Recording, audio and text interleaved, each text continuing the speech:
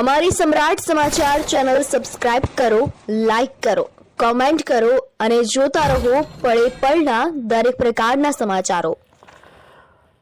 Talaja police સ્ટેશનમાં ફરજ બજાવતા પોલીસ ઇન્સ્પેક્ટર એ.બી. ગોહિલ વય મર્યાદાને કારણે સેવાનિવૃત્ત થયા બાદ તળાજા પોલીસ મથકમાં નવા આઈપીએસ પોલીસ અધિકારીની એન્ટ્રી થઈ ગઈ છે।